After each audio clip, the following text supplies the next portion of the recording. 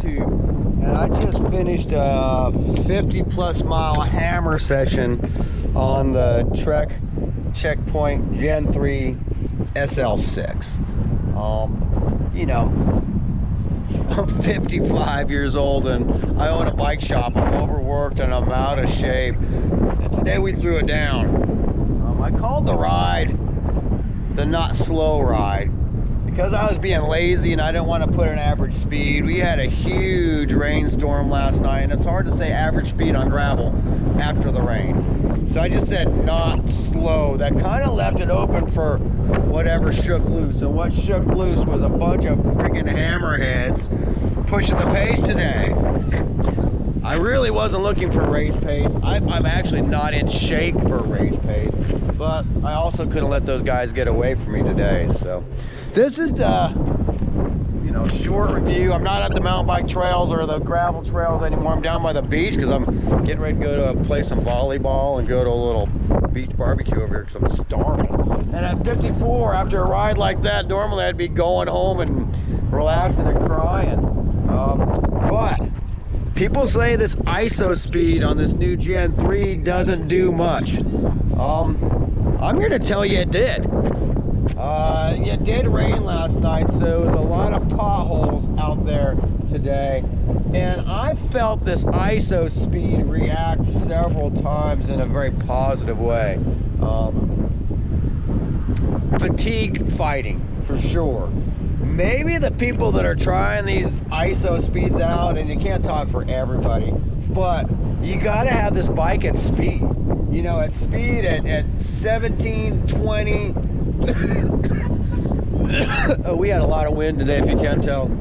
Lungs are full of pollen. Hey, it's absolutely beautiful in Biloxi, Mississippi right now. But we hit speeds of 26, 27 miles an hour, and that's when you can really feel this ISOSpeed give.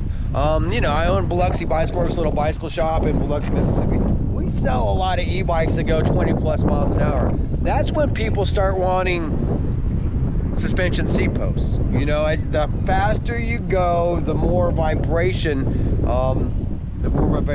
that you can feel. Now, I'm going to talk to the Trek engineers about this ISOSpeed. This is, I'm 5'9", this is a size medium large, and it fits me perfect. I also, you know, I've sold several of these bikes to people of my same size, 5'9", that pick the medium rather than medium large. I looked at the, you know, sometimes you got to trust the engineers, and I'm right in the middle of the size chart. I'm glad I got this bike. It seems kind of big to me, but when I'm riding it, it feels absolutely awesome. But that ISOSpeed at speed really did work. Like, I'm not fatigued beyond going and playing a couple, there's the beach right there, playing a couple games of volleyball and going and grabbing some barbecue down on the beach.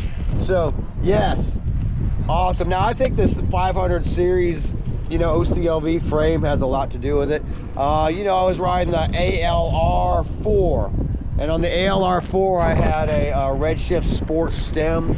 I was about ready to call Redshift Sports to see if I could test out the new lightweight stem on this. This frame feels great. You know, when I was looking down the cockpit today, you know, I can definitely tell I'm on a gravel bike. These forks are big and beefy, and I think the vibration, this head tube, the way Trek engineered this bike is amazing. It rides superb, and today, like I said, these guys are putting the hammer down. I had to bust out of the group several times, go make catches. It's very responsive. I'm running at stock, the SRAM Rival 4410 on the back with a 40 on the front. Man, that's all I needed. Another thing I was very impressed with was the new Girona RSL tires. These are a size 42. You notice I've got some aftermarket carbon wheels on there. These are them Loon wheels, Loon Grapettes. And they're 25mm internal width. The stock rims that come on this bike are also 25mm. And when I look at this tire compared to a lot of 50s out there, this 42 is beefy. It's a 42, but it's a beefy 42.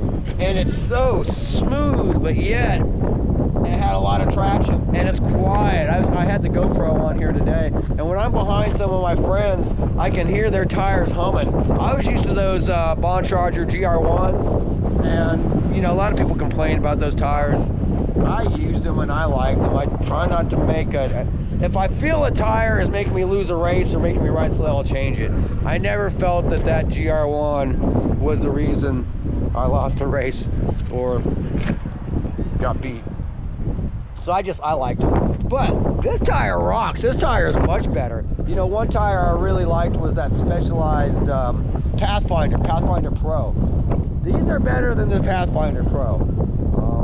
Really cool. And the only reason I changed, I try to keep my bike stock because I do reviews on them. This is a long-term review on this Checkpoint SL6. But I changed that out because I'll probably sell this bike since I own a bike shop. I'll ride it for about a year and I'll sell it off. And when I sell it, I can sell it with a brand new set of rims. I can say, hey, look, they're brand new takeoffs, and go from there. But that's the only reason I changed the rims. So I'm not, you know, actually I like these Loon rims, but I've also never had a problem with them. I've had people bring them into the shop with a broken spoke, and they're a pain in the butt to change the spokes. And a lot of people that are traveling through have gone to 3 or 4 bike shops in different states, and they couldn't change the spoke in that Lund wheel because it's tricky the way you have to have a special 5.5 spanner. I have the tools to do it, but it's not the kind of rim that, you know, I would actually prefer another rim. But I got them I traded some Rovalos for them, so for me they're cheap and they do the job. I've never had a problem with these, but like I said, that's why they're on that bike. But that T47 bottom bracket is amazingly stiff, easy to work on. I'm super impressed with the SL6. So, it brakes good, it rides good. The ISOSpeed does work. I don't care what a lot of other people say. And I was saying that earlier, that I don't know at 150 pounds in a size medium large, I don't know if they calibrate the ISOSpeed, but if so, I'm small for this frame and it works good for me. So I'm going to ask the engineers if they calibrate it for size of the bike. That way you've got a different calibration because there's no adjustment on this ISOSpeed. But man, like I said, I'm 54, out of shape. I had to put the hammer down today. 50 plus miles of some really fast gravel, and it was mixed surface, so we had to do, you know, mixed surface. We had some pavement thrown in there. This bike freaking rocked. I could tell I wasn't on an aero road bike, you know, but for, you know, no one was riding road bikes today. Everybody was on a gravel bike. And I'll put this thing, it's not their race model. That's the Checkmate. This is a better all-around bike. I wish I had money for 2. I'd have one for racing, one for riding, but I'm going to do everything on this bike. I'm going to race it. I might even take it to Europe this summer, rather than a road bike. And that way I want to explore a little bit of Spain on my gravel bike this summer. Maybe even do a gravel event or something. So, anyway, I really dig the Trek. I like having a white bike. I think white's sexy, and I'm glad Trek put a small logo on this rather than a big Trek logo all over it. So I really like it. It's like kind of a sparkly white, and then it's two-tone. It doles out down here, so I got sparkle up top and then down here. But it's a newer endurance geometry, but I tell you what, it's fast. I mean, I broke away with Big Brad. So we dropped everybody. I broke away with Big Brad, and he's a big power. He's a collegiate football player, or was. So he's an athlete, man. That guy can ride a bike, man. And at the end, I came into the parking lot first. Really like this bike. ISOSpeed works, and these Girona tires rock. So Trek Checkpoint SL6, another successful ride. And I'll keep doing these long-term reviews on this bike. I think it's absolutely awesome. Well, I'm gonna go play some volleyball and get some food.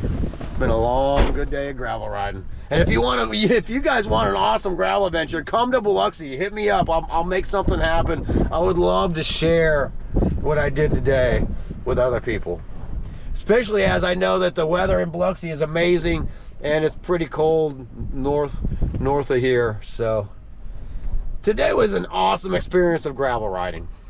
If you want a good gravel adventure, hit me up, Bart at Biloxi Bicycle Works, Bicycle Rider YouTube. If you like what we do, please like and subscribe. I'm trying to get YouTube to recognize me. Thank you guys. Thanks for hanging in there.